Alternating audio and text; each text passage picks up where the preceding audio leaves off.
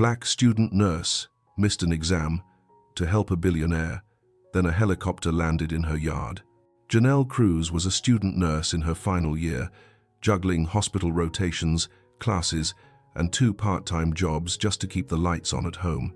She lived with her little brother after their mother passed, and every decision she made was for him.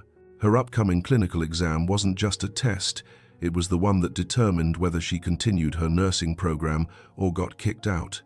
She couldn't afford to fail. But Janelle had one belief she never broke. If someone is in medical distress, I help. No excuses. Damian Rowe, a quiet tech billionaire, had built his empire alone. He was respected, feared, but never truly cared for. He traveled without security to avoid attention, wanting one day of normal life. That morning, his car broke down on a lonely road near the nursing school. While trying to push it to the shoulder, he collapsed, dizzy, sweating, having chest pain. Cars passed. People stared but didn't stop. Until Janelle.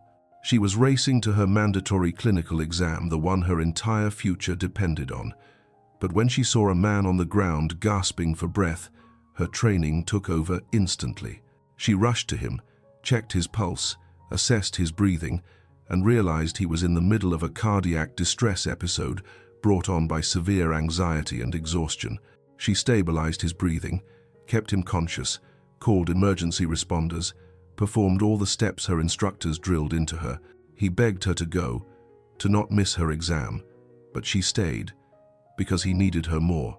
By the time paramedics arrived, she knew she had just lost her exam and her nursing future. She quietly walked away from the hospital entrance, trying to hide her tears. Damian watched her go, stunned. No student would sacrifice their exam for a stranger, but she did. That evening, Janelle sat in her small yard, holding her little brother as she tried to stay calm. She had no idea how to tell him she might have to drop out of school. Then the ground vibrated.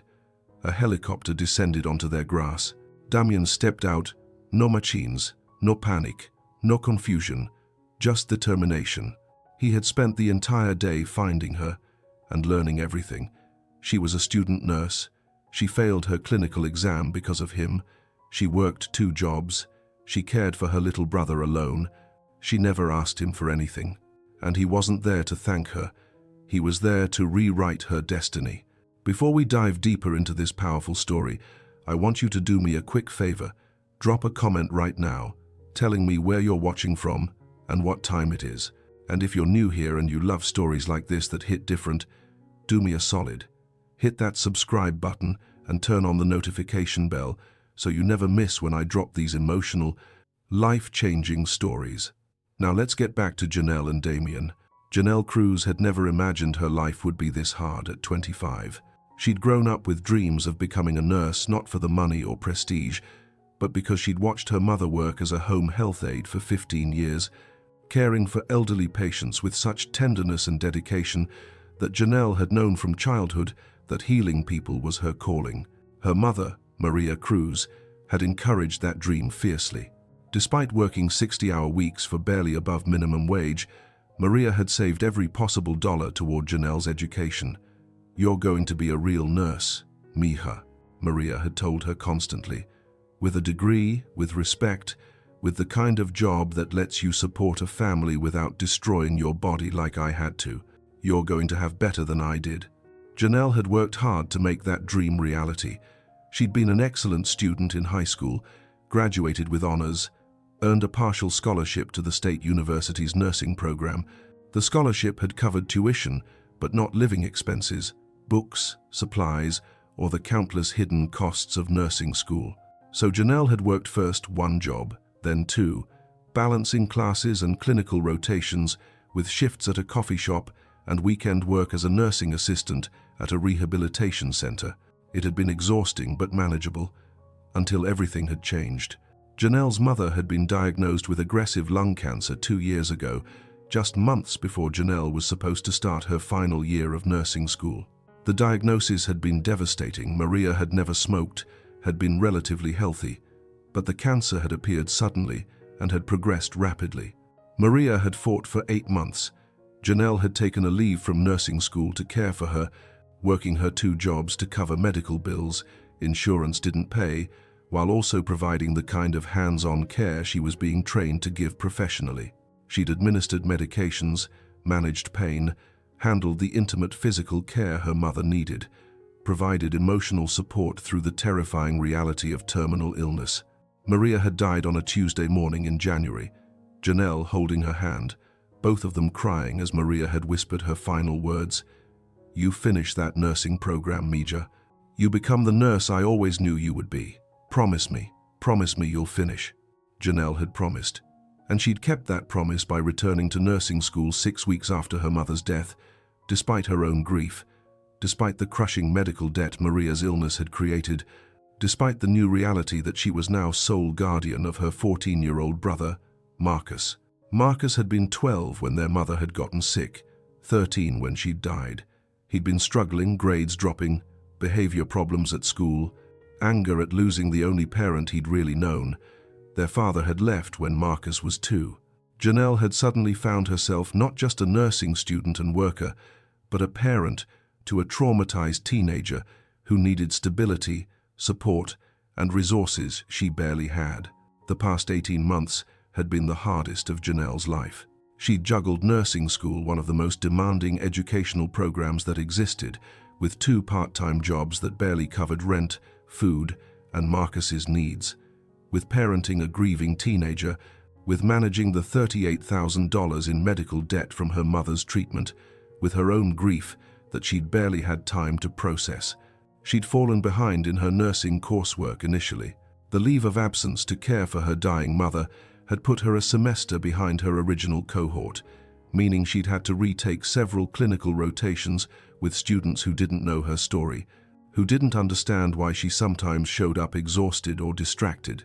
Her grades had slipped from the A's and B's she'd maintained before her mother's illness to C's, barely passing in a nursing program where anything below 75% meant failure. Janelle's instructors had been somewhat understanding but ultimately pragmatic. "We recognize you're facing difficult circumstances," her faculty advisor had told her during a required meeting about her academic performance. "But nursing requires consistent excellence. Patients' lives depend on nurses who can perform under pressure, who don't make mistakes because they're distracted by personal problems.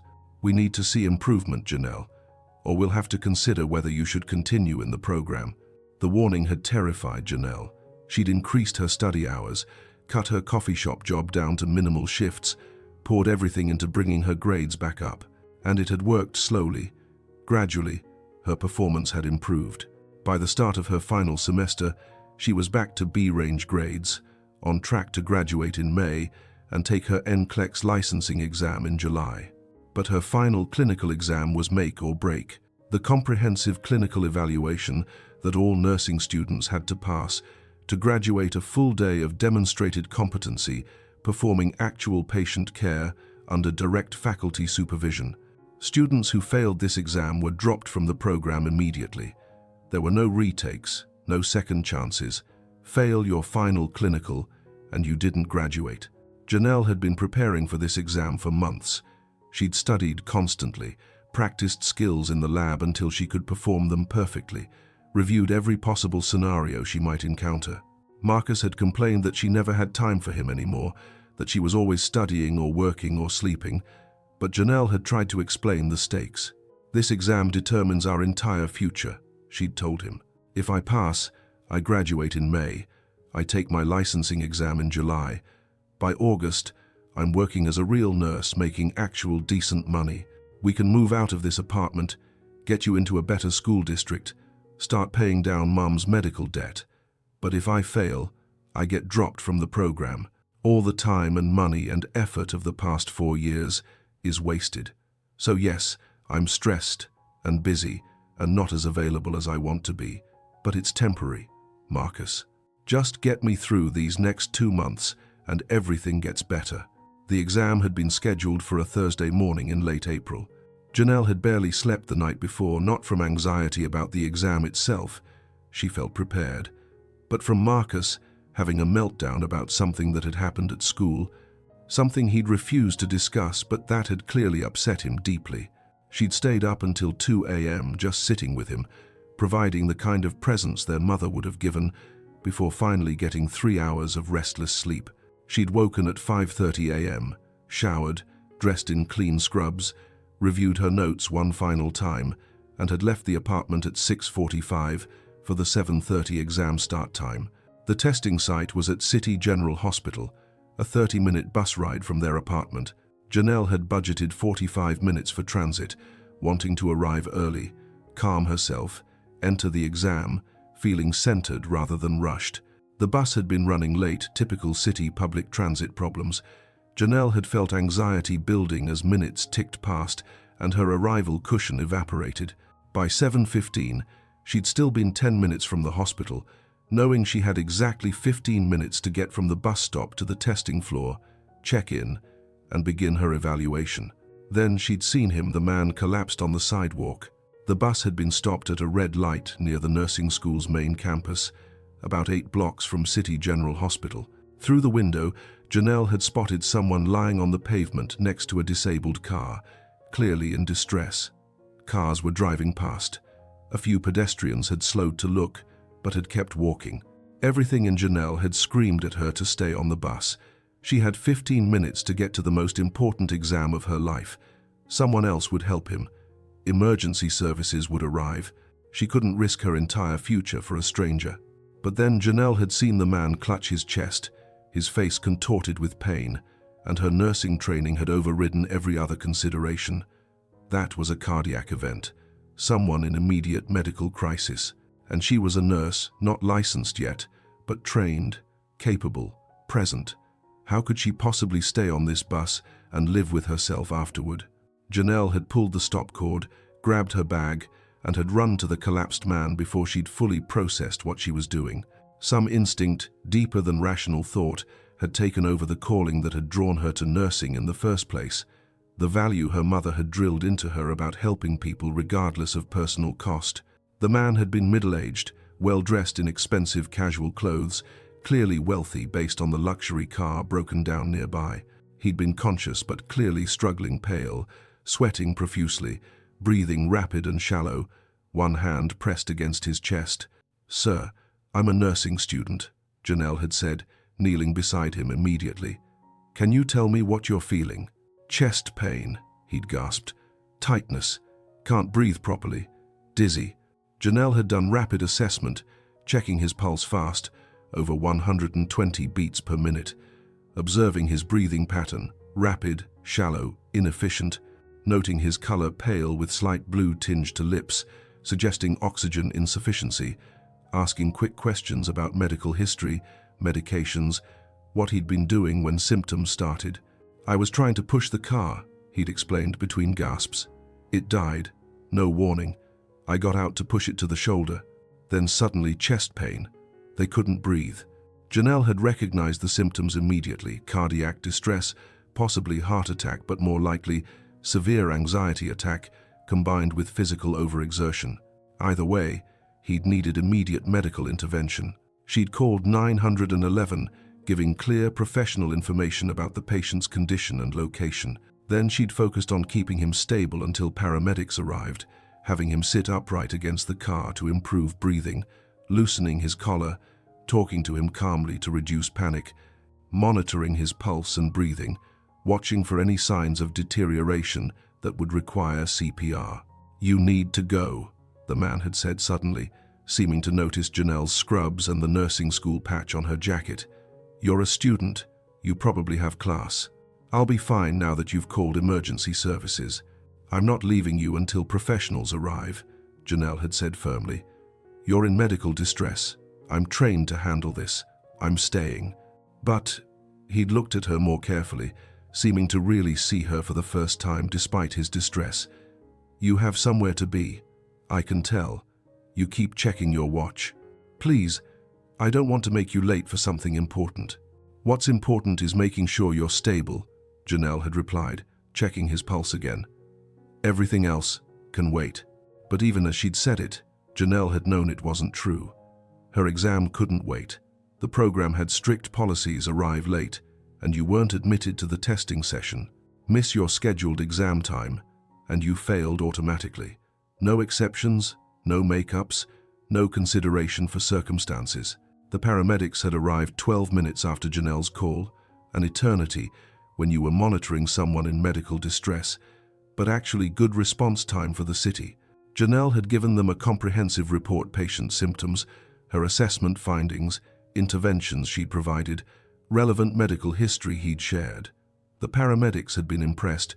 "You probably saved his life," one had told her. "Cardiac events are most survivable when someone provides immediate care. You did everything right." Janelle had barely heard the praise. She'd been looking at her phone 7:42 a.m. Her exam had started 12 minutes ago. She was already failed.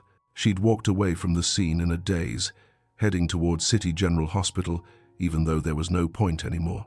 She'd arrived at the testing floor at 7:55 a.m. to find her faculty supervisor checking students in, expression stern. "Miss Cruz," the supervisor had said coldly, "you're 25 minutes late. You know the policy." "I know," Janelle had said, trying to keep her voice steady. "But there was a medical emergency. Someone collapsed with cardiac symptoms. I stopped to help, called 911, kept him stable until paramedics arrived. I'm a nurse. I couldn't just leave him." "That's admirable," the supervisor had said, her tone suggesting it was anything but.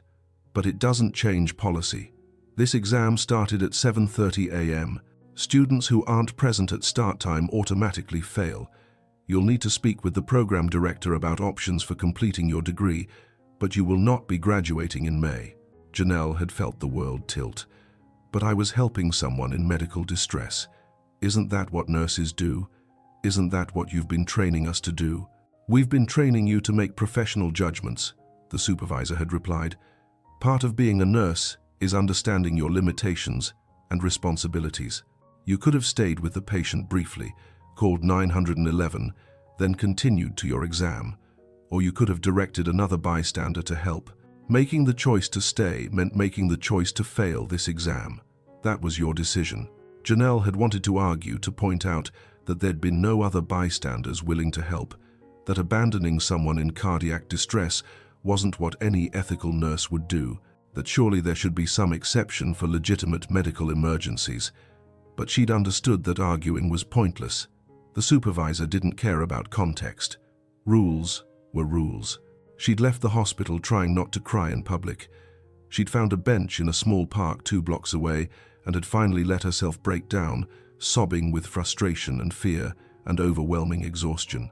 4 years of nursing school, $30,000 in student loans, her mother's dying wish that she'd finish the program, her promise to Marcus that everything would get better once she graduated and got a real nursing job.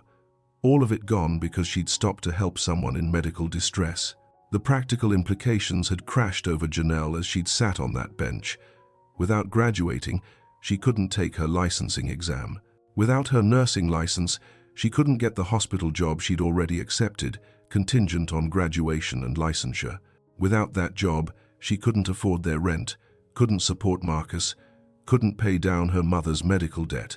She'd need to find full-time work immediately, probably returning to nursing assistant positions that paid barely above minimum wage, watching her 4 years of education become completely worthless. And Marcus, God, Marcus. How was she going to tell her little brother that she'd failed, that their future wasn't going to be what she'd promised, that they'd be stuck struggling financially for years because Janelle had made an impulsive choice to help a stranger? She'd cried until she'd had no tears left. Then she'd dried her face, pulled herself together, and had gone to her afternoon shift at the rehabilitation center where she worked weekends. Because regardless of what had just happened, she still needed the $75 this shift would pay. That $75 was groceries for the week. Bills didn't stop because your life had just fallen apart. Her supervisor at the rehab center had noticed her distress. "You okay, Janelle? You look like you've been crying." "Failed my nursing school exam," Janelle had said flatly. "Won't be graduating, just trying to figure out what comes next." The supervisor had been sympathetic, but what could she say? Life was brutal sometimes. You did your best and still lost. That was reality for people like Janelle, who didn't have safety nets or resources to fall back on when things went wrong. Janelle had worked her shift mechanically, going through the motions of helping elderly residents with bathing, dressing, meals, basic care. The work she'd been doing for years to pay for the education that was supposed to lift her into better positions, except now there would be no better position. This was her future, barely above minimum wage care work for the rest of her life. She'd gotten home at 6 p.m. to find Marcus playing video games, homework obviously untouched. Any other day she'd have pushed him about schoolwork, but today she'd barely had the energy to speak. "How'd your exam go?" Marcus had asked without looking away from his screen. "Didn't take it," Janelle had said tiredly. "Stopped to help someone having a medical emergency on the way there. By the time paramedics arrived, I was too late. Failed automatically." Marcus had finally looked at her, understanding dawning. "Wait, you failed? Like, you're not graduating?" "I'm not graduating," Janelle had confirmed. "At least not this year. I'll have to retake my final semester, if the program even lets me back in. Might be years before I can actually become a nurse." "But you said we'd move once you graduated," Marcus had protested. "You said you'd have money to get us out of this crappy apartment, to buy me actual new clothes instead of thrift store stuff, to—" "I know what I said," Janelle had snapped, exhaustion fraying her patience. "And I meant it. But things changed, Marcus. I made a choice to help someone in medical crisis, and that choice cost me my exam, so we're stuck for now. I'm sorry. I'm doing my best, but it's not enough." She'd gone to her room before Marcus could respond, before she could say anything else she'd regret. She'd lain on her bed staring at the ceiling, trying to figure out how to move forward, trying to summon energy to apply for full-time work, trying to process the complete derailment of everything she'd worked toward for 4 years. That's where she'd been 2 hours later when Marcus had knocked on her door. "Janelle, there's something weird outside, like a helicopter or something." Janelle had dragged herself off the bed, assuming Marcus was exaggerating or mistaken. Their small house with its tiny yard wasn't anywhere helicopters landed.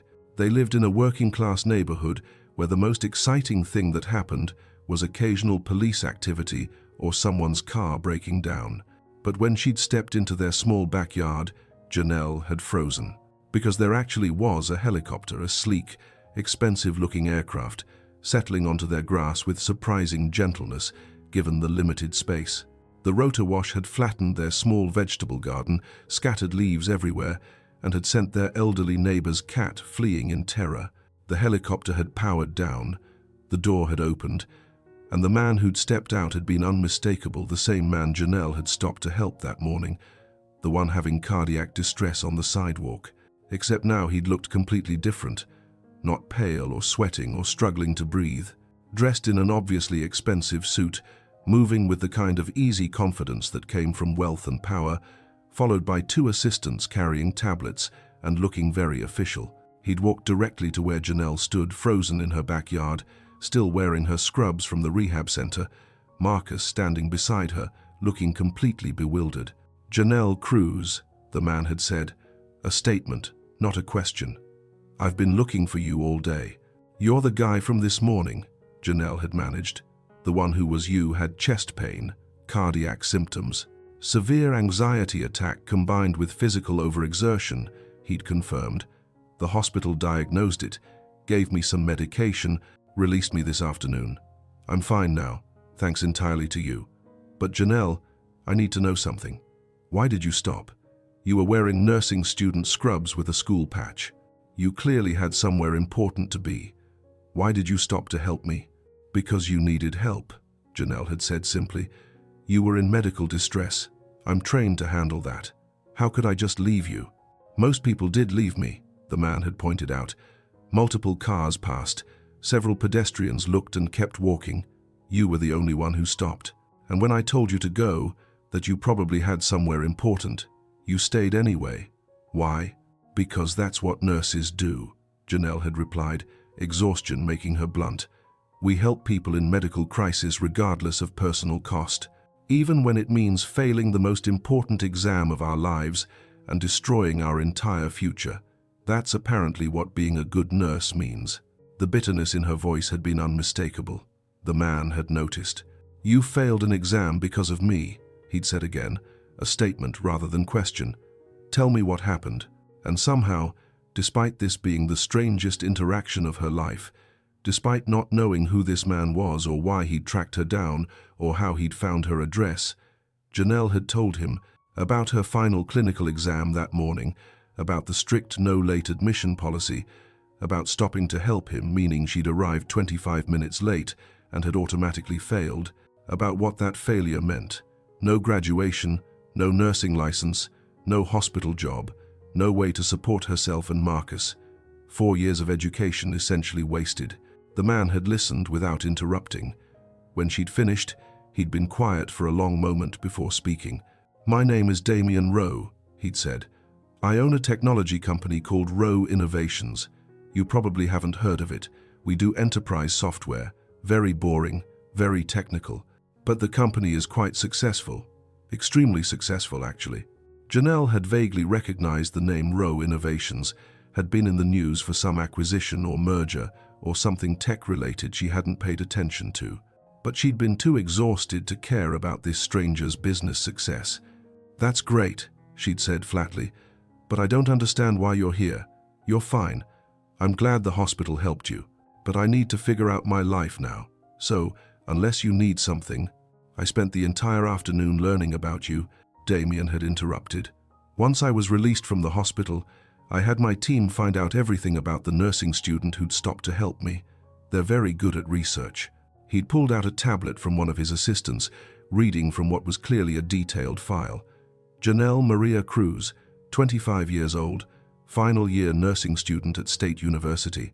Mother Maria Cruz died 18 months ago from lung cancer, leaving you as guardian of your 14-year-old brother Marcus. You're carrying $38,000 in medical debt from your mother's treatment. You work 2 jobs: weekend nursing assistant at Riverside Rehabilitation Center, occasional shifts at Cornerstone Coffee.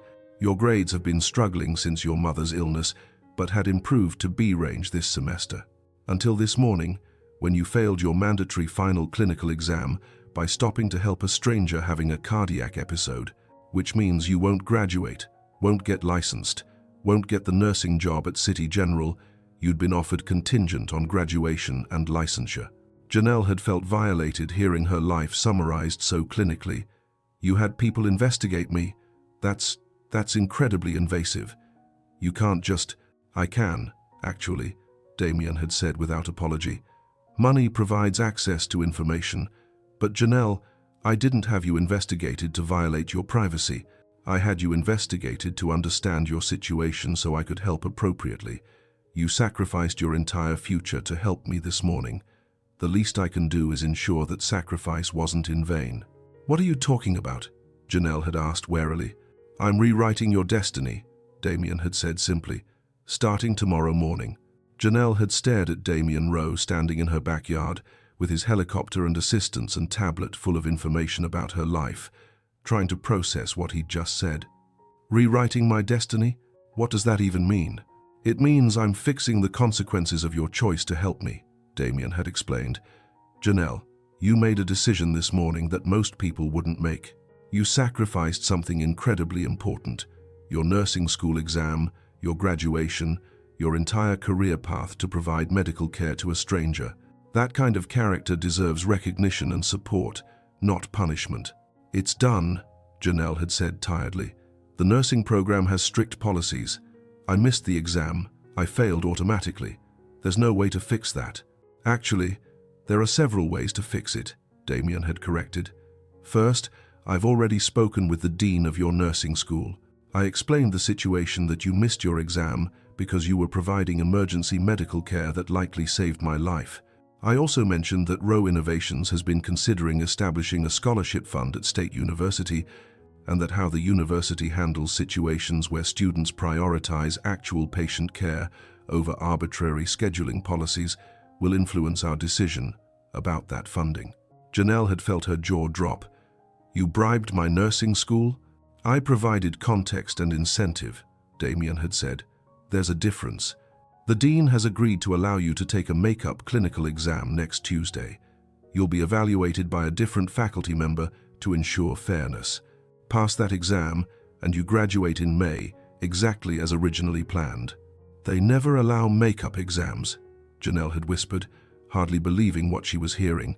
The policy is explicit, no exceptions, no retakes. Policies can be changed when presented with appropriate reasoning and motivation, Damien had replied. Janelle, a nursing student who prioritizes actual emergency patient care, should be rewarded, not punished. Your school is reconsidering their policies. You're getting your makeup exam. Janelle had felt tears, starting relief and disbelief, mixing into overwhelming emotion. Thank you, God, thank you. I thought everything was over, that I'd destroyed my future, and you fixed it. Thank you. That's just the beginning, Damien had said. The medical debt from your mother's treatment, $38,000. That's being paid off. The hospital will receive a check tomorrow for the full amount. You're free of that debt. Janelle had actually staggered, the shock of his words hitting like a physical blow. That's you can't, Damien. That's $38,000. That's an impossible amount of money. It's a rounding error in my quarterly earnings, Damien had said bluntly. Janelle, I'm worth approximately $8 billion. $38,000 is what I spend on a weekend trip without thinking about it. But for you, it's crushing weight that's been preventing you from moving forward with your life. That debt is gone. Why? Janelle had managed through tears that were flowing freely now. Why are you doing this? I just did what any nurse would do. You don't owe me this much. Most nurses wouldn't have sacrificed their career exam, Damien had corrected gently. Most people, nurses or otherwise, would have called 911 and continued to their important appointment. You stayed, Janelle. You prioritized a stranger's medical needs over your own future. That's extraordinary character, and it deserves extraordinary recognition. Marcus had been watching this entire exchange with wide eyes, clearly trying to understand what was happening. Wait, this guy is paying all of Mom's hospital bills? The ones you've been stressing about for like a year? Apparently so, Janelle had confirmed, still trying to process it herself. And you get to retake your exam, Marcus had pressed, so you'll still graduate and get your nursing job. If I pass the makeup exam, yes, Janelle had said. When you pass, Damien had corrected. Janelle, I've reviewed your academic record. You're a B-plus student who's been performing at C-level only because you're working 2 jobs while parenting a teenager and managing impossible debt. Remove those stressors, and you'll pass your exam easily. I have complete confidence in your abilities. One of Damien's assistants had stepped forward, handing Janelle an envelope. This contains several things, the assistant had explained professionally. First, confirmation of the debt payment. You can contact the hospital tomorrow to verify. Second, documentation about your makeup exam scheduled for Tuesday at City General Hospital. Third, a check for $10,000 to cover your immediate living expenses so you can quit your part-time jobs and focus entirely on studying for your exam and completing your final semester. $10,000, Janelle had repeated faintly. I can't accept that. The debt payment and the exam are already more than I could ever repay. You're not repaying anything, Damien had said firmly. Janelle, this isn't a loan. This is a gift given freely because you deserve support. Use the money to reduce your work hours, focus on your studies, take care of yourself and your brother without the constant stress of barely surviving financially.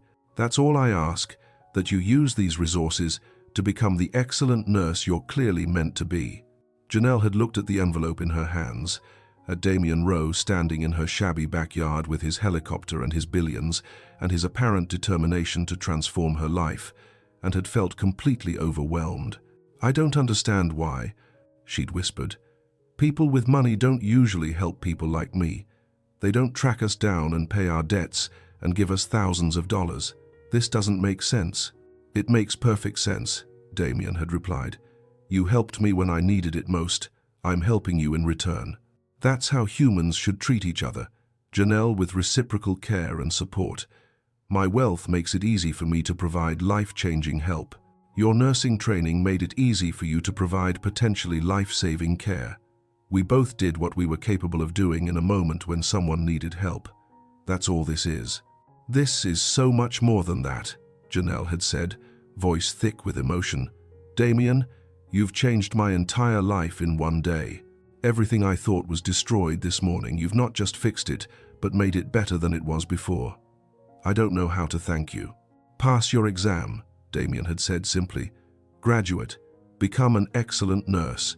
Use your training to help people the way you helped me this morning. That's all the thanks I need, knowing you're out there making the world better by providing compassionate medical care. They talked for another 30 minutes. Damien's assistants providing additional details about logistics, contact information if Janelle had questions, names of people at the university who'd been informed about the makeup exam, confirmation that the $10,000 check could be deposited immediately. Then Damien and his team had returned to the helicopter, the aircraft lifting off as smoothly as it had landed, leaving Janelle and Marcus standing in their backyard trying to process what had just happened. That was the craziest thing I've ever seen, Marcus had said once the helicopter disappeared from view. Janelle, did that really just happen? Or did we both have the same hallucination? I think it really happened, Janelle had replied, looking at the envelope still in her hands. Marcus, I think our lives just completely changed. She'd opened the envelope that evening, confirming everything Damien had promised. Documentation from the hospital showing her mother's medical debt had been paid in full. A letter from the nursing school dean apologizing for the unfortunate circumstances and confirming her makeup exam Tuesday at 9 a.m. And a check for $10,000 made out to Janelle Cruz with a note, "For focusing on becoming an excellent nurse, Dr." Janelle had cried again that night, not from stress or despair as she'd cried that morning, but from overwhelming relief and gratitude. The crushing weight she'd been carrying for 18 months had been lifted. Her future wasn't destroyed. She could finish her nursing program, get her license, start her career exactly as she'd promised her dying mother. The next morning, Janelle had called both her part-time jobs and had given notice. The coffee shop manager had been disappointed but understanding. The rehabilitation center supervisor had been genuinely happy for her. You deserve to focus on finishing your education, the supervisor had told her. Janelle, you're going to be an amazing nurse. Go become that. We'll miss you here, but this is exactly what should happen, you moving forward into the career you've worked so hard for. Janelle had spent the weekend studying for her makeup exam with an intensity she'd never been able to achieve before. Without work shifts to rush to, without constant financial stress making it impossible to concentrate, without exhaustion from juggling too many responsibilities, Janelle had discovered she could actually focus on learning the material. And she'd realized Damien had been right, she was good at this. The concepts that had seemed difficult when she'd been stressed and exhausted made sense now. The skills she'd struggled to master came easily when she could actually practice without time pressure. Tuesday morning, Janelle had arrived at City General Hospital 45 minutes early for her makeup exam, determined to do everything perfectly. Her evaluator had been Dr. Patricia Morrison, a senior nursing faculty member Janelle had heard about but had never been taught by, known for being demanding but fair.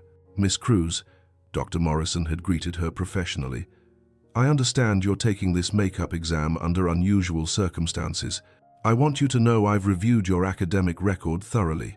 You're a capable student who's been managing extraordinary personal challenges while completing a very demanding program. Today, I'm evaluating you solely on your clinical nursing competencies. Everything else is irrelevant. Show me you can provide safe, effective patient care, and you'll pass. That's the only standard that matters. The exam had been exactly as challenging as Janelle had expected. 6 hours of demonstrated patient care under direct supervision, performing everything from basic hygiene care to complex medication administration to patient education to emergency response protocols. Dr. Morrison had watched carefully, asking questions, occasionally presenting scenario complications to see how Janelle would respond. But Janelle had been prepared. She'd performed every skill correctly, communicated clearly with patients and family members, made appropriate clinical judgments, demonstrated the kind of compassionate competence that defined excellent nursing. By the end of the exam, she'd been exhausted but confident. Miss Cruz, Dr. Morrison had said after completing her final evaluation notes, you passed. Very comfortably, I might add. Your performance was B+ to A- quality across all evaluated competencies. You're cleared to graduate in May and sit for your NCLEX licensing exam. Congratulations. Janelle had cried right there in the hospital hallway, relief and joy overwhelming her ability to maintain professional composure. She'd apologized for the tears, but Dr. Morrison had waved off the apology. After what you've been through to get here, tears are completely appropriate, Dr. Morrison had said kindly. Janelle, you're going to be an excellent nurse. Your clinical skills are strong, but more importantly, you clearly care about your patients as human beings. That compassion combined with competence is what great nursing looks like. I'm proud to pass you. Janelle had called Damien that afternoon from the phone number his assistant had provided. He'd answered immediately despite surely being busy with his billion-dollar company. Janelle, he'd greeted warmly. How did the exam go? I passed, Janelle had said, unable to keep the joy from her voice. Dr. Morrison said my performance was B+ to A- across all competencies. I'm graduating in May. Damien, I'm actually going to be a nurse. I never doubted it, Damien had replied, genuine pleasure evident in his tone. Janelle, you earned this through your abilities and effort. I just removed some barriers that were preventing you from succeeding. Everything else was you. I want to thank you properly, Janelle had said. Can I buy you dinner? It's the least I can do after everything you've done for me. There had been a pause. Then, you don't need to buy me dinner, Janelle. But I'd enjoy having dinner with you if you're offering to spend time together rather than out of obligation. When are you free? They'd had dinner that Friday evening at a restaurant Janelle had chosen, not too expensive, because she'd been genuinely planning to pay despite Damien's wealth, but nice enough to feel like proper thanks. Damien had arrived without assistance or security or any of the trappings of extreme wealth, dressed casually, looking more like the man she'd helped on the street than the billionaire who'd landed a helicopter in her yard. I wanted to understand something, Janelle had said after they'd ordered. Why did you really do all of this? I know you said it was because I helped you, but rich people don't usually respond to basic kindness by transforming someone's entire life. What's the real reason? Damien had been quiet for a moment, clearly considering his answer carefully. The real reason is that what you did, stopping to help me despite enormous personal cost, is extraordinarily rare. Janelle, I've been wealthy for 15 years. I built Rowe Innovations from nothing into a multi-billion-dollar company. And in those 15 years, I've learned something depressing. Most people treat you differently when they know you're rich. They're more attentive, more helpful, more kind, but it's performative. They're nice because they want something from you. Money, connections, opportunities, access. But you didn't know who I was when you stopped, Damien had continued.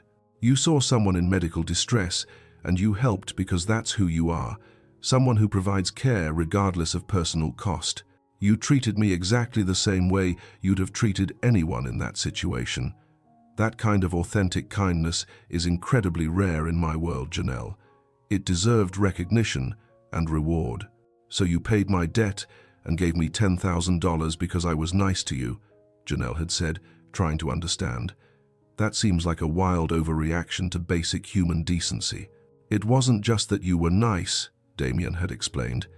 It's that you sacrificed something genuinely important, your career exam, your entire future, to provide care to a stranger. That's not basic decency. That's extraordinary character.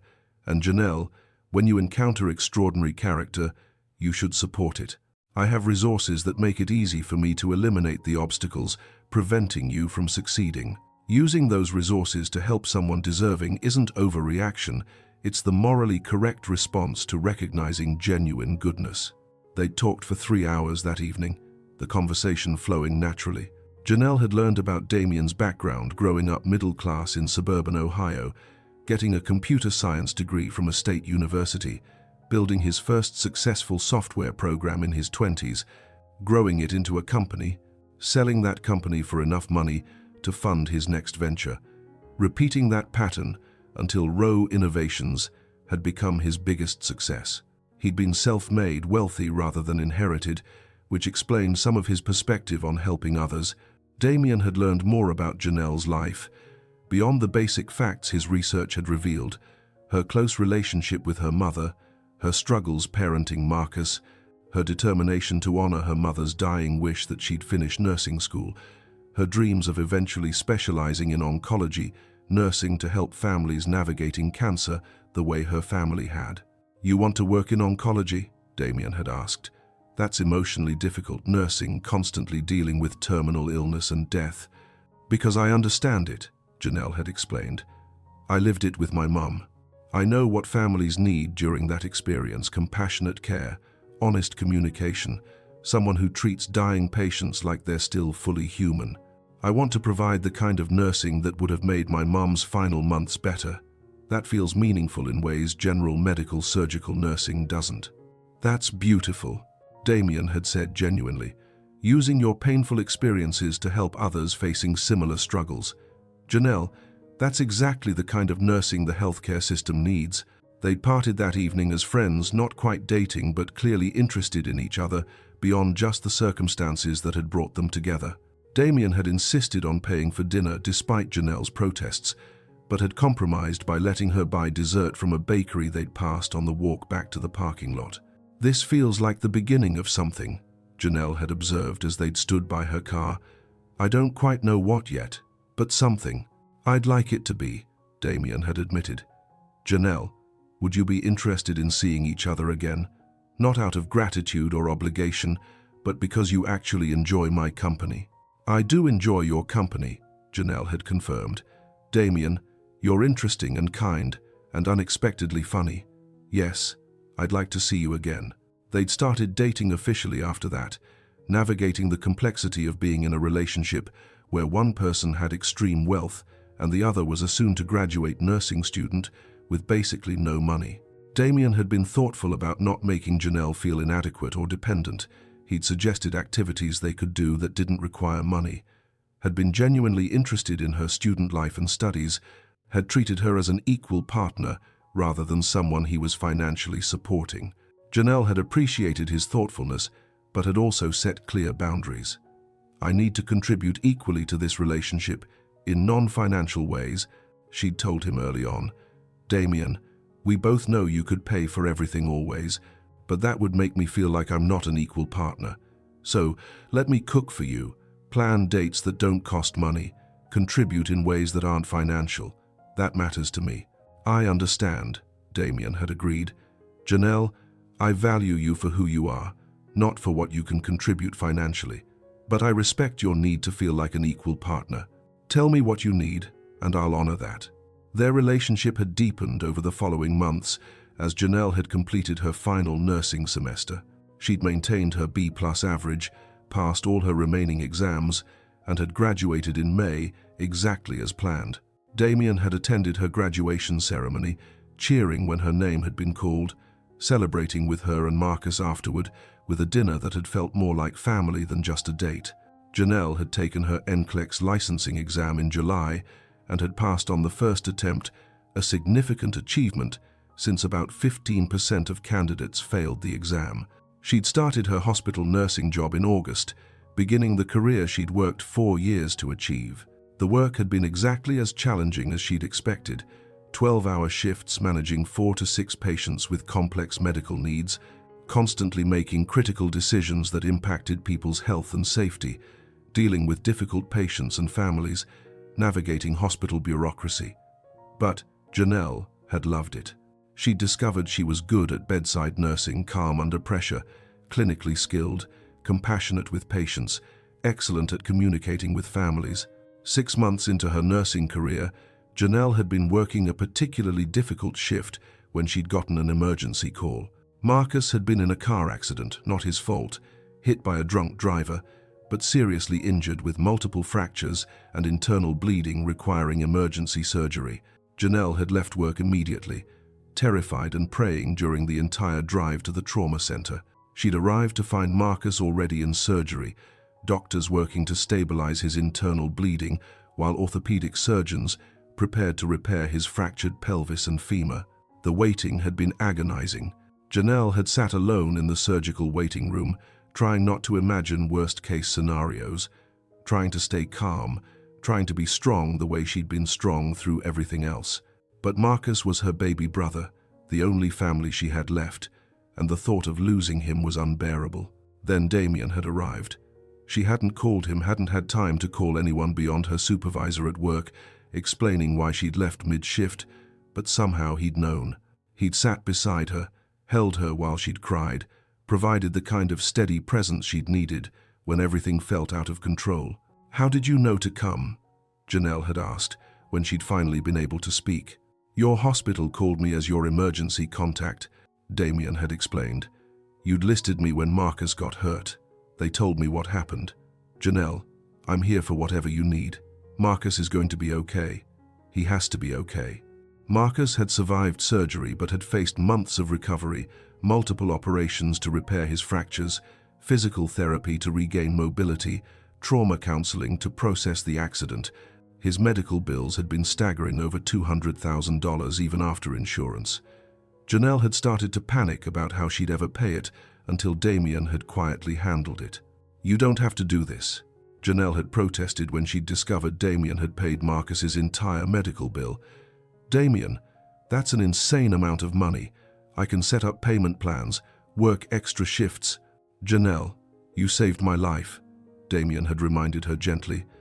"I'm helping your family through a medical crisis. That's not charity, it's reciprocal care. You provided emergency medical assistance to me when I needed it. I'm providing financial assistance to you when you need it. We're supporting each other. That's what people who care about each other do. We're really doing this, aren't we?" Janelle had said, looking at him. "Building something real together, not just dating but actually partnering." "I hope so," Damien had replied. "Janelle, I'm in love with you. I have been for months.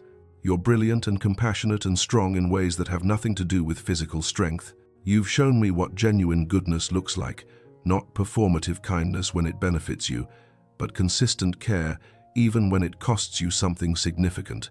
I want to build life with you. If you want that too, I want that too," Janelle had confirmed, tears forming again, but happy tears this time. "Damien, I love you. You saw me at my worst moment, failing my exam, overwhelmed by debt and stress, and you chose to help. You've supported my career, cared about my brother, treated me like an equal partner despite having billions while I'm barely paying rent. Yes, I want to build life with you." 2 years after that morning when Janelle had stopped to help Damien having cardiac distress on a sidewalk, he'd proposed, not at a fancy restaurant or elaborate public setting, but at the small park where Janelle had sat crying after failing her exam, the place where her life had felt completely destroyed before Damien had put it back together. "This is where your life changed," Damien had said as they'd sat on the same bench. "This is where you thought everything was lost. I wanted to propose here because I want you to remember that your worst moment led to something beautiful. Janelle Cruz, will you marry me? Will you be my partner in everything, building our lives together, supporting each other's dreams, creating family?" "Yes," Janelle had managed through tears. "Damien, absolutely yes." They'd married 6 months later, in a ceremony that reflected both their values, elegant but not ostentatious, focused on celebrating their commitment rather than displaying wealth, attended by family and the people who'd been part of their journey. Marcus had walked Janelle down the aisle, both of them emotional, remembering their mother who'd missed this moment but whose dying wish had led Janelle to the career that had brought her to Damien. In her vows, Janelle had said, "2 years ago, I made a choice that I thought had destroyed my future. I stopped to help a stranger having a medical crisis, and that choice meant failing my nursing exam. But that choice led me to you. You took what I thought was my worst mistake and transformed it into my greatest blessing. You supported my dreams, cared for my brother, treated me as an equal partner despite enormous wealth differences. Damien, you've shown me what genuine partnership looks like. Two people supporting each other not because they have to, but because they genuinely want the other to thrive." In his vows, Damien had said, "Janelle, you showed me what real character looks like, sacrificing something genuinely important to help a stranger because it was the right thing to do. You've reminded me that how we treat people when we have nothing to gain from kindness reveals who we truly are. You've made me want to be better, do more meaningful work, use my resources to help others the way I was able to help you.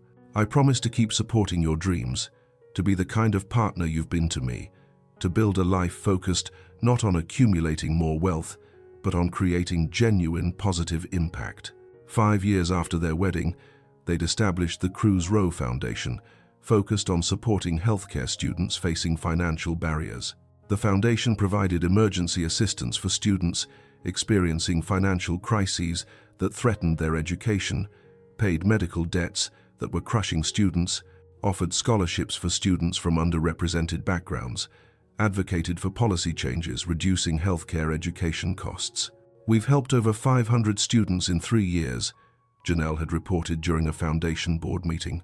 Students who otherwise would have dropped out, failed due to working too many jobs, or graduated with crushing debt. "We're removing barriers that prevent talented, caring people from entering healthcare professions. That feels meaningful." Janelle had continued her nursing career, specializing in oncology as she'd always planned. She'd worked at a cancer center providing the kind of compassionate end-of-life care she wished her mother had received. The work had been emotionally difficult but deeply meaningful, helping families navigate terminal illness, providing comfort during final days, treating dying patients with dignity and respect. Damien had expanded Row Innovations, but had increasingly focused on using technology to solve healthcare problems, developing software that improved patient care coordination, created better electronic health records, helped hospitals operate more efficiently. His work had been profitable, but also genuinely helpful, creating tools that made healthcare delivery better for patients and providers. At home, they'd built partnership characterized by mutual respect and shared values. They'd had 2 children, a daughter named Maria after Janelle's mother, and a son named Marcus after Janelle's brother, who'd recovered from his accident and was now a college student studying engineering. They'd lived comfortably but not ostentatiously, choosing a nice but not mansion-sized house in a diverse neighborhood with good schools and community involvement. "Remember that morning when you stopped to help me?" Damien had said one evening as they'd cooked dinner together while their children did homework. "I was having what I thought was a heart attack but turned out to be an anxiety attack from overwork and stress. I'd been pushing myself too hard, ignoring my health, prioritizing business over well-being.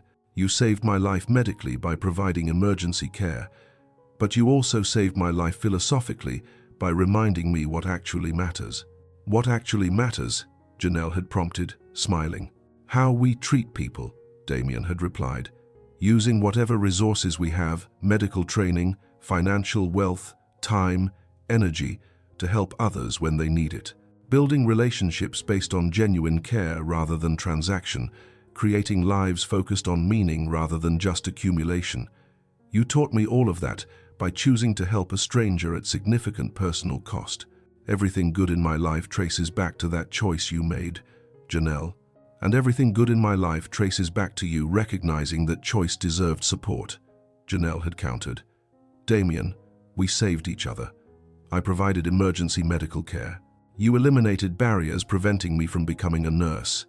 That's partnership, both people contributing what they're capable of contributing, both people being lifted by the other's support." 10 years after that morning when Janelle had sacrificed her exam to help Damien, they'd stood together at a nursing school graduation ceremony. Not Janelle's graduation this time, but the graduation of the first cohort of students who'd received Cruz Row Foundation support. 25 nursing students who'd faced financial crises that threatened their education, but who'd been able to continue and graduate because the foundation had provided emergency assistance. "You've given us what someone once gave you," one graduate had told Janelle during the celebration. "Support when we needed it most. Belief that our circumstances didn't define our potential. Resources that removed barriers, preventing us from succeeding. Because of your foundation, I'm graduating today. Because I'm graduating, I can provide for my family. Because I can provide for my family, my children will have opportunities I never had. That's generational impact, transforming not just my life, but my children's futures. Thank you." Janelle had cried hearing that, remembering her own graduation 10 years earlier when she'd walked across that stage, knowing Damien's support had made it possible. Now she and Damien were extending that support to hundreds of students, creating ripples that would touch thousands of lives across generations. This is what that morning was really about, Janelle had said to Damien as they'd driven home after the graduation. Not just you helping me or even us building our life together. It's about creating systems that help others the way we were helped, using our experiences and resources to ensure other people don't face the same impossible barriers we faced. That's legacy, Damien had agreed. Not wealth or success, but how many lives you've touched positively, how many barriers you've removed for others, what systems you've built that continue helping people long after you're gone. Janelle, we're building something meaningful together. That's the best outcome of that morning when you chose to help a stranger, not just our personal happiness, but the broader impact we're creating together. And sitting in their car after a graduation ceremony celebrating students they'd helped, reflecting on 10 years of partnership built from one morning of genuine kindness meeting reciprocal support, Janelle and Damien had understood that sometimes the most important moments look like ordinary choices. A nursing student stopping to help someone in medical distress. A wealthy man choosing to eliminate obstacles rather than just say thank you until you recognize their true significance. Transforming individual lives and creating systems that serve thousands. 15 years after that morning, when Janelle had sacrificed her nursing exam to help Damien, they stood together at the dedication ceremony for the Cruz Row Medical Education Center, a state-of-the-art facility on State University's campus that would serve as the new home for the nursing school. The building had been funded entirely by their foundation, designed specifically to remove barriers, preventing students from succeeding in healthcare education. This building represents everything we've learned about supporting healthcare students, Janelle had said during her dedication speech to the assembled crowd of nursing faculty, students, donors, and community members. When I was a nursing student 15 years ago, I failed my clinical exam because I stopped to provide emergency care to a stranger. That choice should have ended my nursing career before it began. Instead, it led to meeting my husband, who helped me understand that circumstances creating barriers to education aren't personal failures, they're systemic problems requiring systemic solutions. She gestured to the building behind her. This facility includes emergency financial assistance offices where students facing crisis can access immediate support, childcare facilities so students can attend classes without sacrificing family responsibilities, mental health services, recognizing that healthcare education is emotionally demanding, flexible clinical scheduling that accommodates students working jobs to survive. All the resources I needed 15 years ago but didn't have access to until someone with wealth chose to help individually. Now we're institutionalizing that support so thousands of students benefit rather than just the lucky few who encounter generous individuals. Damien had added his perspective. Janelle sacrificed something genuinely important, her career exam, to help me when I was having a cardiac episode. That sacrifice would have destroyed her future if I hadn't been able to provide resources removing the consequences. But the fact that one compassionate choice could ruin someone's career reveals how broken our healthcare education system is. Students shouldn't have to choose between providing emergency care and completing their education. Parents shouldn't have to choose between parenting and attending class. Workers shouldn't have to choose between earning survival money and studying. This building creates infrastructure, ensuring students don't face those impossible choices. The facility had been revolutionary for nursing education.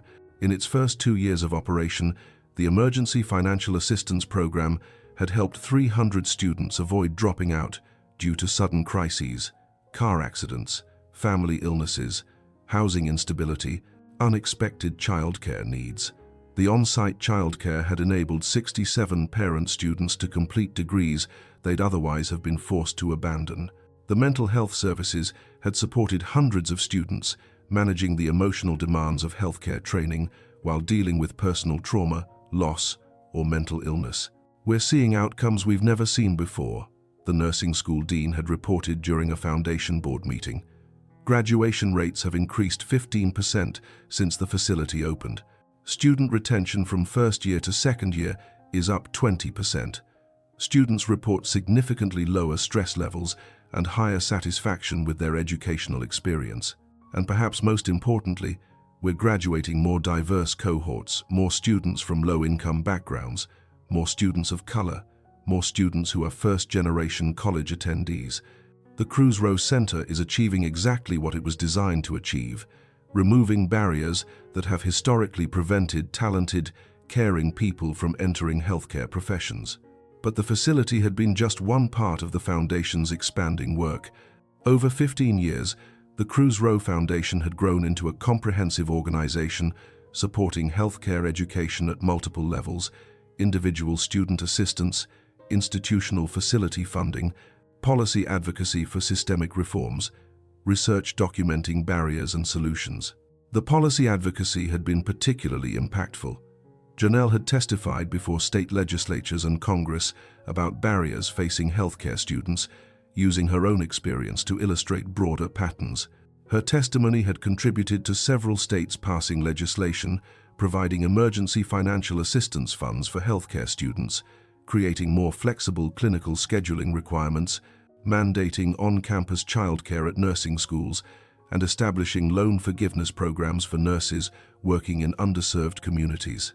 Personal generosity is important, Janelle had told lawmakers during one particularly influential testimony. 15 years ago, my husband's individual wealth allowed him to pay my medical debt, support my education completion, and launch our foundation. That generosity transformed my life and eventually thousands of others' lives. But systemic change requires policy, not just individual charity. We need laws ensuring all healthcare students have access to emergency assistance, flexible scheduling, affordable childcare, mental health support, not just the lucky few who encounter generous, wealthy individuals. Healthcare students are training to serve our communities. Our communities should invest in removing barriers preventing those students from succeeding. Her testimony, combined with compelling research data the Foundation had funded, had been persuasive. Multiple states had implemented reforms, and federal legislation providing enhanced funding for healthcare education support services had passed with bipartisan support, rare in an increasingly polarized political environment. At home, Janelle and Damien's life had deepened and matured over 15 years of marriage. Their daughter Maria was now 12, showing early interest in healthcare and talking about potentially becoming a doctor. Their son Marcus was 10, more interested in technology and engineering like his namesake uncle. Both children understood their family story, how their parents had met, the choice that had nearly derailed their mother's career, the helicopter landing in their grandmother's yard, the foundation work that had grown from that initial encounter. "Why did you stop to help Dad when you knew it would make you fail your exam?" Maria had asked during one family dinner conversation. "Weren't you scared of ruining your future?" "I was terrified," Janelle had admitted. But Maria, healthcare providers don't get to choose convenient times to provide care. When someone is in medical distress, you help even when it's inconvenient, even when it costs you something important. That's what it means to be a nurse or doctor. Your responsibility to help people in crisis overrides your personal convenience or interests. But it's not fair that helping someone made you fail, Marcus had protested with the strong sense of justice 10-year-olds possessed. "You did the right thing and got punished for it. That's wrong." "You're absolutely right, it was wrong," Damien had agreed, "which is why we've worked so hard through the foundation to change those policies. Now nursing students at your mom's school can get emergency exceptions for situations like providing critical patient care. The rules changed because we advocated for change after experiencing how unjust the original policy was. So bad things that happen can lead to good things if you try to fix the problems?" Maria had asked, clearly processing the lesson. "Exactly," Janelle had confirmed. "Bad things happened to me. My mom died. I accumulated crushing debt. I failed my exam. But instead of just accepting those bad things as inevitable, your dad and I worked to prevent other people experiencing similar struggles. That's how you turn painful experiences into positive impact, by using your understanding of problems to create solutions that help others." Janelle had continued her nursing career even as the foundation work had expanded. She'd become director of oncology nursing at the cancer center, where she'd worked for years, leading a team of 30 nurses providing end-of-life care to terminal patients and their families. The work remained emotionally demanding but deeply meaningful, using her understanding of her mother's death to help other families navigate terminal illness with dignity and compassion. "You're the nurse I wish my mom had," one family member had told Janelle during a particularly difficult end-of-life case. "You treat our dying father like he's still a complete person worthy of respect, not just a body that's failing. You explain things clearly without being patronizing. You help us understand what's coming without being frightening. You're exactly what families need during the worst moments of their lives. Thank you." Janelle had cried in her car after that shift, not from sadness exactly, but from the profound sense of purpose that came from doing work that genuinely helped people during their most vulnerable times. This was why she'd become a nurse. This was what her mother had wanted for her. This was meaningful labor that made the difficult journey to her nursing license worthwhile. Damien had continued expanding Roe Innovations, but his focus had shifted toward healthcare technology solutions. His company had developed electronic health record systems that actually worked well for nurses rather than creating additional documentation burden. They'd created patient communication platforms that improved care coordination. They'd built data analysis tools helping hospitals identify and address health disparities in their patient populations. "I could have stayed focused on generic enterprise software," Damien had explained during a tech industry conference. "That's profitable and relatively straightforward. But after meeting my wife, a nurse who sacrificed her exam to provide emergency care to me, I understood that healthcare delivery faces unique challenges requiring thoughtful technology solutions. So we've pivoted toward developing tools that actually help healthcare providers do their jobs better, rather than just extracting money from healthcare systems. It's more complex work, but it's meaningful in ways generic software never was." His company's healthcare focus had been commercially successful, but also genuinely helpful, creating tools that reduced nurse burnout, improved patient outcomes, and made healthcare delivery more efficient. Multiple hospitals had reported better staff retention and patient satisfaction after implementing Roe Innovation systems, proof that ethical business practices and profitability weren't mutually exclusive. 20 years after that morning when Janelle had stopped to help Damien, they'd been invited to give the commencement address at State University's nursing school graduation. Standing before 500 nursing students about to enter the profession, Janelle had shared her story one more time, but with 20 years of perspective on its significance. "20 years ago, I sat where you're sitting," Janelle had begun. "Graduating after 4 years of incredibly demanding education, ready to begin my nursing career, relieved to have survived the most challenging program I'd ever experienced. But my path to that graduation had been far from straightforward. I'd taken a leave of absence to care for my dying mother. I'd struggled with crushing medical debt. I'd balanced 2 jobs with coursework and clinicals. And just weeks before graduation, I'd failed my mandatory final clinical exam because I'd stopped to provide emergency care to a stranger having a cardiac episode." She'd paused, letting the graduating students absorb that information. "That failure should have ended my nursing career before it began. But the stranger I'd helped was my husband, Damien, who's here today. When he learned I'd sacrificed my exam to help him, he used his resources to remove the barriers preventing me from graduating. He arranged a makeup exam, paid my mother's medical debt, provided financial support so I could focus on my studies. His generosity transformed my life completely. But here's what I want you to understand," Janelle had continued, her voice strengthening. "My story isn't really about individual generosity, though I'm profoundly grateful for what Damien did. My story is about systemic barriers that never should have existed in the first place. I shouldn't have been crushed by medical debt from my mother's terminal illness. Our healthcare system is broken when families face bankruptcy, caring for dying relatives. I shouldn't have failed my exam for providing emergency patient care. Our nursing education policies were broken when they punished students for doing exactly what nurses are supposed to do. I shouldn't have needed a wealthy individual to rescue me. We should have institutional support systems, ensuring all nursing students can succeed." She gestured to Damien. "My husband and I have spent 20 years building those institutional supports through our foundation, emergency financial assistance, childcare facilities, flexible policies, policy advocacy for systemic reforms. Over 1,200 students have received direct support from our foundation. Thousands more have benefited from policy changes we advocated for. But the work isn't finished. Healthcare education still has barriers preventing talented, caring people from succeeding. Healthcare delivery still has inequities, preventing communities from accessing quality care. Healthcare systems still exploit workers rather than supporting them. You're graduating today into a profession that desperately needs you, Janelle had concluded. But don't just be excellent individual nurses, though, please be that. Also be advocates for changing the systems that create unnecessary barriers and inequities. Use your experiences navigating healthcare education to inform advocacy for making that education more accessible. Use your experiences delivering patient care to identify and address systems creating health disparities.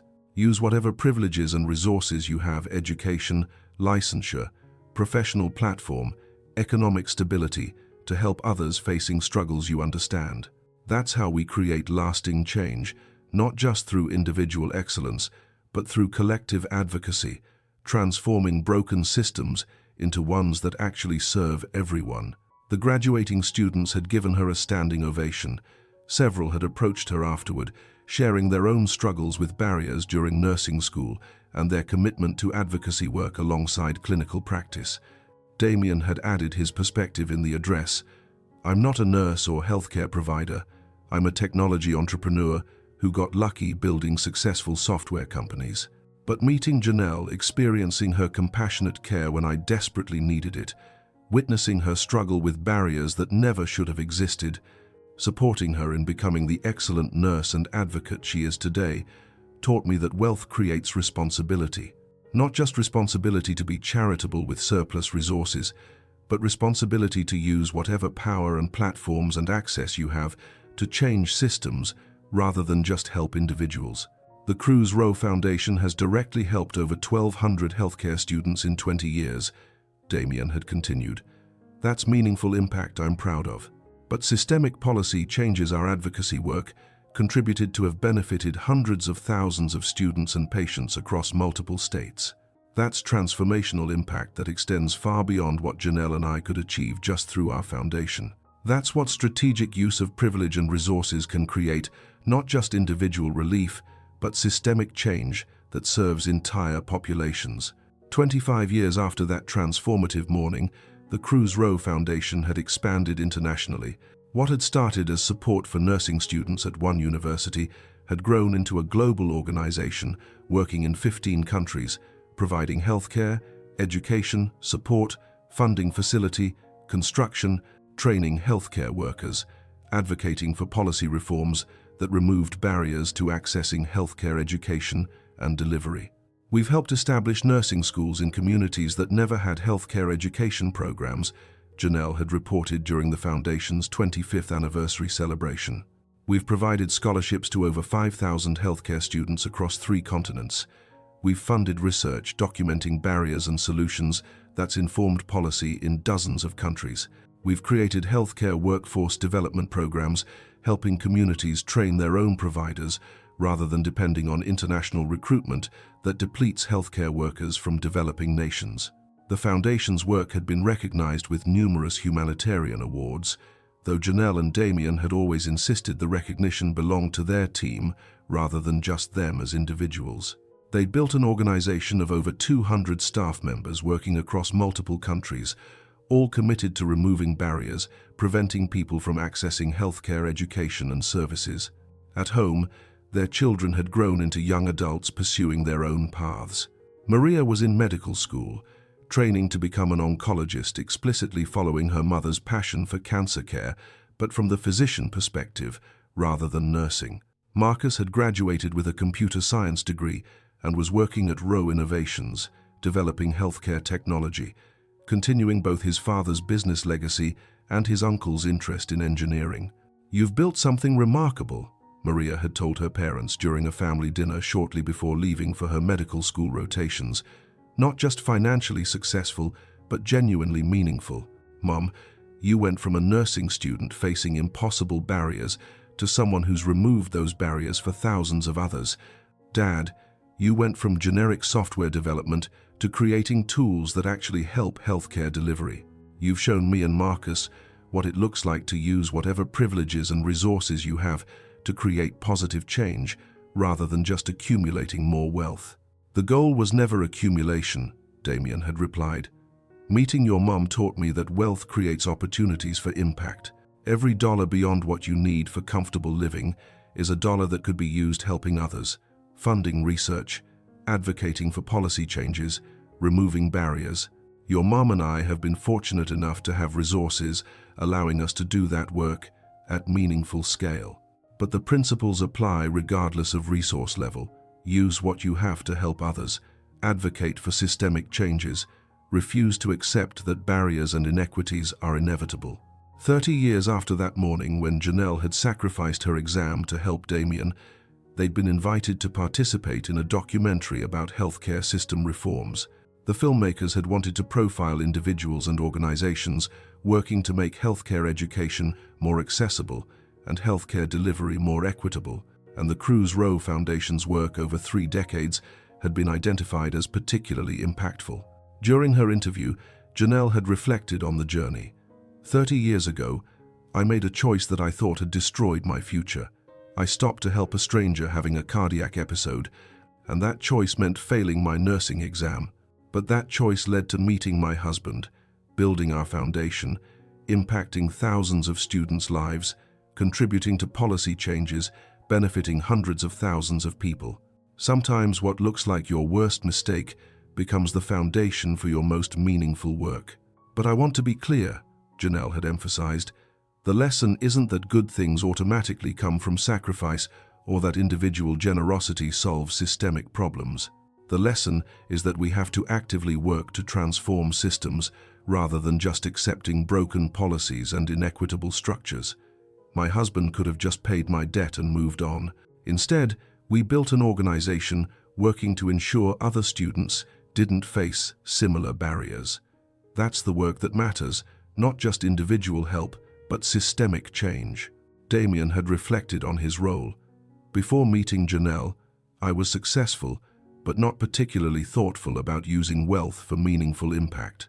I'd done some philanthropic giving, write checks to various causes, attend charity galas, the standard wealthy person approach, but actually experiencing someone sacrificing something genuinely important to help me, then learning about the barriers she faced, made me understand that strategic use of resources could create transformational change rather than just making me feel good about being charitable. 30 years building this foundation has taught me that real impact requires long-term commitment, willingness to fund systemic changes rather than just individual relief, and centering the voices and expertise of people who've actually experienced the problems you're trying to solve, Damien had continued. Janelle's nursing education and clinical expertise, combined with her lived experience navigating barriers, has been essential to ensuring our foundation actually helps rather than just imposing our assumptions about what people need. That's the model resource providers should fund solutions designed by people with genuine expertise and experience, rather than assuming wealth creates wisdom. The documentary had premiered at several film festivals, sparking conversations about healthcare education, accessibility, and inspiring other foundations and wealthy individuals to adopt similar approaches. Funding systemic changes rather than just individual charity, centering affected communities' expertise, committing to long-term advocacy work alongside service provision. 35 years after that transformative morning, Janelle had retired from clinical nursing to focus entirely on foundation work. She'd spent 3 decades providing direct patient care while simultaneously building the foundation, but at 60, she decided to concentrate her energy on the advocacy and organizational leadership that could impact larger populations. Her retirement celebration had been attended by hundreds of former patients, colleagues, students, and foundation staff members. Former patients had shared how her compassionate end-of-life care had helped their families navigate terminal illness. Colleagues had described learning from her clinical excellence and emotional intelligence. Students she'd mentored had talked about how her advocacy work had opened doors for them. Foundation staff had expressed gratitude for her leadership, creating an organization genuinely committed to serving communities rather than just extracting money from problems. Janelle could have just been an excellent nurse, one former colleague had said during the celebration. She was certainly the best oncology nurse I've ever worked with, providing care that honored dying patients' dignity while supporting families through impossible grief. But she was never satisfied with individual excellence. She wanted systemic change, ensuring all patients received compassionate care, all families had access to healthcare resources, all nursing students had pathways to success regardless of their circumstances. That commitment to collective improvement rather than just individual achievement defined her career. Damien had given the final speech at the celebration. 35 years ago, Janelle made a choice that changed both our lives.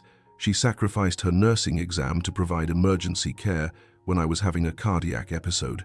That choice led to us meeting, falling in love, building a family, and creating the foundation that's become our shared life work. But the real significance of that morning wasn't just our personal relationship. It was the reminder that compassionate choices, even ones that cost you something important, have ripples extending far beyond the immediate moment. Janelle stopped to help one person, Damien had continued. But that choice has ultimately helped thousands of healthcare students, hundreds of thousands of patients, entire communities gaining access to healthcare resources they'd been denied. That's the power of choosing compassion consistently, not knowing what impacts your choices will create, but trusting that helping others is always worthwhile. Janelle has lived that principle every day for 35 years. That's her legacy, not just individual excellence, but transformational impact created through consistent commitment to helping others thrive. 40 years after that morning when Janelle had stopped to help Damien having a cardiac episode, they'd gathered their family, children, grandchildren, extended relatives to return to the exact spot where everything had started. The sidewalk where Damien's car had broken down, where he'd collapsed, where Janelle had rushed to help despite knowing it would cost her exam. The city had installed a historical marker at the location. On this site 40 years ago, nursing student Janelle Cruz stopped to provide emergency medical care to billionaire Damien Rowe, sacrificing her mandatory clinical exam to ensure he received appropriate assistance.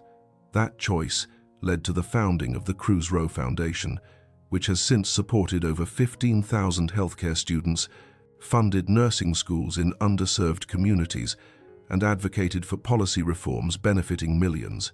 This marker commemorates how one compassionate choice can create ripples of positive impact extending across decades and populations. "Tell us the story, Grandma," one of their grandchildren had requested. "Tell us about the morning everything changed." And so Janelle had told the story one more time, how she'd been racing to her exam, how she'd seen someone collapsed on the sidewalk, how her nursing training had overridden all other considerations, how she'd provided care knowing it meant failing her exam, how Damien had tracked her down and had transformed the consequences of her choice. The lesson, Janelle had told her grandchildren, isn't that sacrificing important things automatically leads to happy endings. The lesson is that doing the right thing, helping people who need it, even when it costs you something significant, is always worthwhile regardless of outcomes.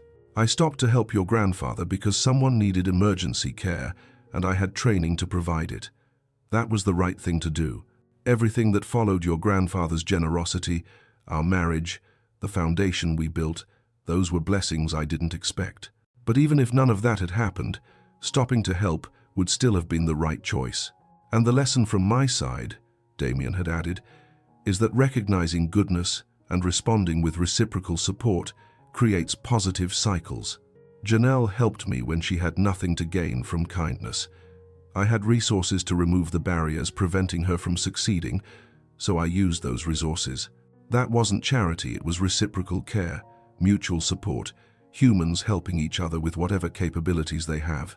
Those reciprocal support cycles are what create strong communities and address systemic problems. Standing at that historical marker 40 years after the morning that had changed their lives, surrounded by the family they'd built and the foundation staff representing decades of work helping others, Janelle and Damien had understood that sometimes the most important moments look like ordinary choices: a nursing student stopping to help someone in distress, A wealthy man choosing to eliminate obstacles rather than just express gratitude until you recognize their true significance, creating ripples that touch thousands of lives across generations. From one morning of genuine compassion meeting reciprocal generosity had come 40 years of partnership, 15,000 healthcare students supported, policy reforms benefiting millions, a family committed to service, and proof that choosing to help others, using whatever resources, training, or privileges you possess, creates impact, extending far beyond any individual moment or relationship. That was the real miracle of that April morning, when Janelle had sacrificed her exam to help Damien, not that a billionaire had rescued a struggling nursing student, though that had certainly mattered, but that both had recognized how systemic barriers prevented people from thriving and had committed 4 decades to removing those barriers for entire populations. Personal compassion had sparked the relationship, but sustained commitment to systemic change had created the lasting impact that would continue long after both were gone. And standing at that historical marker, watching their grandchildren absorb the lessons of compassion and reciprocal support, and using privilege for collective good, Janelle and Damien had known their most important legacy wasn't wealth or success, but the values they'd lived and passed forward, that helping others is always worthwhile, that barriers preventing people from thriving are never inevitable, and that consistent commitment to removing those barriers creates transformational change, benefiting entire communities across generations.